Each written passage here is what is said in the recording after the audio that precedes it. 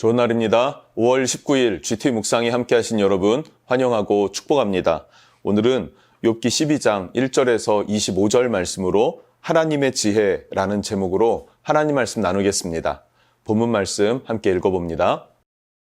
제12장. 욥이 대답하여 이르되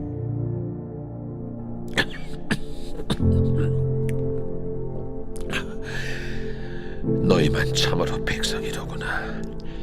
너희가 죽으면 지혜도 죽겠구나. 나도 너희같이 생각이 있어.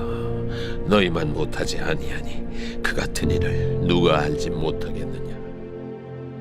하나님께 불러 아뢰어 들으심을 입은 내가 이웃에게 웃음거리가 되었으니 의롭고 온전한 자가 조롱거리가 되었구나. 평안한 자의 마음은 재앙을 멸시하나 재앙이 실족하는 자를 기다리는구나. 강도의 장막은 형통하고 하나님을 진노하게 하는 자는 평안하니 하나님이 그의 손에 후히 주심이니라. 이제 모든 짐승에게 물어보라. 그것들이 내게 가르치리라. 공중의 새에게 물어보라. 그것들이 또한 내게 말하리라. 땅에게 말하라. 내게 가르치리라. 바다의 고기도 내게 설명하리라. 이것들 중에 어느 것이 여호와의 손이 이를 행하신 줄을 알지 못하랴. 모든 생물의 생명과 모든 사람의 육신의 목숨이 다 그의 손에 있느니라. 입이 음식의 맛을 구별함같이 귀가 말을 분간하지 아니하느니 늙은 자에게는 지혜가 있고 장수하는 자에게는 명철이 있느니라. 지혜와 권능이 하나님께 있고 계략과 명철도 그에게 속하였나니 그가 허르신즉 다시 세울 수 없고 사람을 가두신즉 놓아주지 못하느니라. 그가 물을 막으신즉 곧 마르고 물을 보내신즉 곧 땅을 뒤집나니 능력과 지혜가 그에게 있고 속은 자와 속이는 자가 다 그에게 속하였으므로 모사를 벌거벗겨 끌어가시며 재판장을 어리석은 자가 되게 하시며 왕들이 맨 것을 풀어 그들의 허리를 동이시며 제사장들을 벌거벗겨 끌어가시고 권력이 있는 자를 넘어뜨리시며 충성된 사람들의 말을 물리치시며 늙은 자들의 판단을 빼앗으시며 귀인들에게 멸시를 쏟으시며 강한 자의 띠를 부시며 어두운 가운데에서 은밀한 것을 드러내시며 죽음의 그날을 광명한 대로 나오게 하시며 민족들을 커지게도 하시고 다시 멸하기도 하시며 민족들을 널리 퍼지게도 하시고 다시 끌려가게도 하시며 만민의 우두머리들의 총명을 빼앗으시고 그들을 길없는 거친 들에서 방황하게 하시며 빛없이 캄캄한 데를 더듬게 하시며 취한 사람같이 비틀거리게 하시느니라.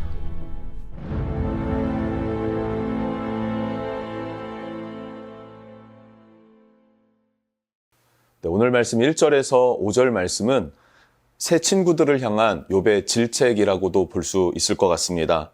욥이 대답하여 이르되 2절에 뭐라고 하냐면 너희만 참으로 백성이구나 라는 거예요. 너희만 참으로 백성이구나. 너희가 죽으면 지혜도 죽겠다 이렇게 얘기를 하는 거죠. 너희만 지혜 있고 너희만 참 하나님의 백성이니 너희가 죽으면 하나님의 백성은 다 죽고 하나님의 지식도 다 없어지는구나 이렇게 얘기를 하는 거죠.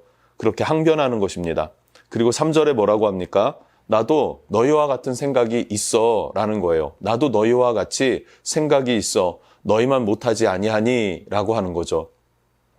계속해서 이들이 질책하는 것이 무엇입니까? 회개해라 라는 거죠.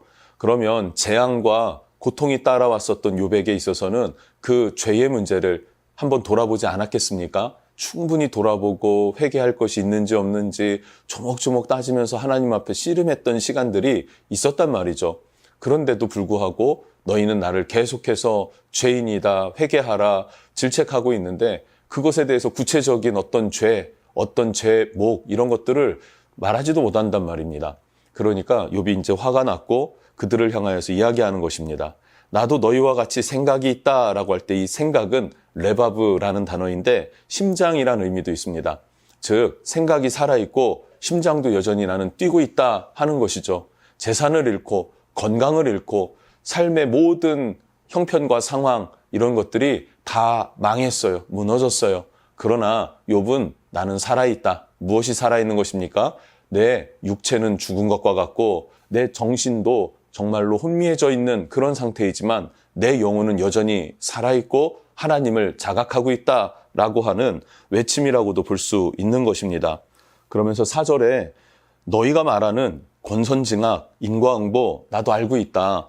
하나님께서 나를 부르셔서 나도 하나님의 음성을 들어봤고 그리고 하나님의 그 지식들을 나는 체험해서 알고 있다.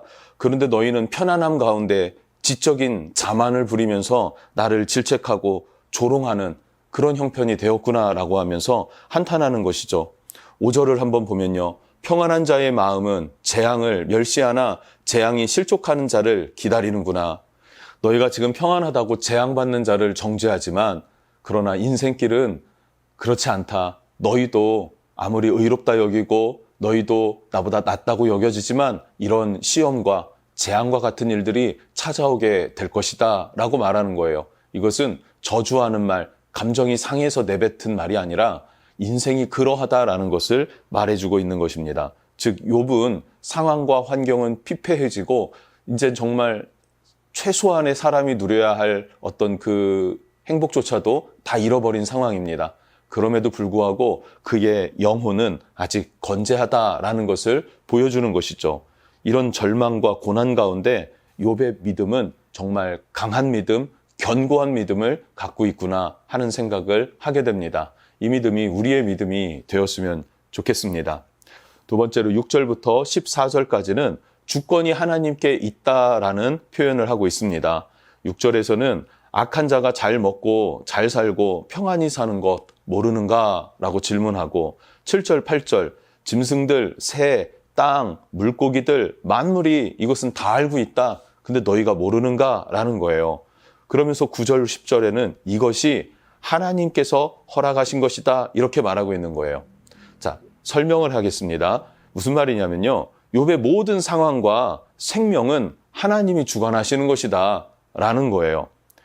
지금까지 계속해서 친구들은 욥을 향하여서 뭐라고 말합니까? 너에게 문제가 있다라고 질책했죠. 죄가 있다. 숨겨진 죄가 있다. 그 죄를 혹 잃어버렸을지도 모르겠다라고 하면서 문제가 욥에게 있으니 그러니까 해결책이 무엇입니까? 욥이 회개하면 나아질 것이다. 너의 태도가 바뀌면 너의 자세가 변하면 너희가 더 겸손해지면 하나님께서 욥 너를 구원해 줄 거야 라고 계속해서 말하고 있었죠. 그런데 욥의 관점은 다릅니다. 욥은 내가 중심이 아니다. 내가 무엇을 한다고 무엇이 바뀌는 그런 영역이 아니다. 하나님이 중심이 되셔서 하나님이 바꾸어 주시는 그날을 기다릴 수밖에 없는 것이 우리의 존재다라고 말하는 거예요. 주권이 나에게 있는 것이 아니라 하나님께 있다라는 관점이 욥에게는 있었습니다. 여러분 무엇이 맞는 것 같습니까? 때로는 친구들의 말이 맞을 수 있어요. 그러나 지금 이 욥의 상황에 있어서는 욥의 관점이 맞는 말입니다. 그래서 11절에 그러니 생각 좀 하고 말해다오라고 호소한다 아니면 질책한다 라고도 볼 수 있을 것 같습니다. 여러분 성도에게는요 이유 없는 고난이 찾아올 때가 있습니다. 죄 때문에도 아니고요. 내가 과거 어떤 실수한 것, 잘못한 것 때문에도 아닙니다. 왜냐하면 그냥 하나님의 뜻과 섭리 아래 있는 거예요. 굳이 이유를 찾자면 아담이 범죄하였을 때 아담의 영혼만 죽은 것이 아니라 땅도 저주를 받아서 가시와 엉겅퀴를 내지 않습니까? 땀 흘리는 수고가 필요했고 해산의 고통이 필요했습니다. 그것이 바로 죄의 결과였죠. 이 땅은 그래서 그 죄로 말미암아 땅도 저주를 받았고 사람도 저주를 받았고 이 땅이라고 하는 것은 모든 하나님이 지으신 피조 세계를 지칭하는 것이 되지 않겠습니까? 그러니까 모든 저주받은 이 세계 가운데에 우리에게 고난이 찾아올 수 있다라는 것, 이것은 당연한 섭리일 수 있다는 것입니다. 그렇게 받아들이고 그러나 그럼에도 불구하고 우리는 소망을 갖는 것은 무엇입니까? 우리를 치료하시고 고치시고 세워주시는 하나님이 계신다 하는 것이죠. 그래서 하나님께서 다시 한번 나에게 구원의 손길을 내밀어 주시는 것, 나를 건져주시는 것, 수렁에서 꺼내주시는 것, 그것만 바라보는 거예요. 그래서 성도는 하나님만을 향하여 바라보고 마음을 쏟고 그렇게 주님과 동행하는 삶, 그 삶을 살아가는 결단이 성도에게 있을 때 성도가 된다라는 것을 기억하면 좋겠습니다. 15절부터 마지막 25절까지 살펴보면요, 욥의 믿음을 알 수 있습니다. 하나님의 능력과 지혜는 세상의 모사, 재판장, 왕들, 제사장, 충성된 사람들, 늙은 자라는 것은 지혜로운 사람을 말하고요, 귀인, 강한 사람, 강한 자들을 다 움직이는 그 절대자가 누구인가? 그것이 바로 하나님이시다. 하나님의 능력이고 하나님의 지혜이다. 그런 하나님을 어떻게 우리가 다 이해하고 받아들이는가? 그럴 수 없다. 하나님은 이해하는 존재가 아니라 믿어야 할 존재이다 라는 것이 욥의 믿음이었습니다. 욥의 신앙 관점이었습니다. 마찬가지예요. 우리가 이 땅을 살아갈 때 하나님을 믿을 때 하나님을 이해하고 받아들입니까? 그럼 하나님은 내 생각보다 작으신 분이세요. 그런데 하나님은 이해할 수 없어요. 믿는 거예요. 그리고 따라가다 보면 이해가 됩니다. 그것은 무엇입니까? 하나님은 내 생각보다 광대하시고 더 위대하시고 크시기 때문에 내가 정말로 하나님을 섬길 수 있는 그런 하나님이 되는 것이죠. 여러분, 그 하나님 앞에서 믿음으로 굳게 서는 여러분 되시기를 주님의 이름으로 축복합니다. 기도하겠습니다. 하나님의 지혜는 한량이 없습니다.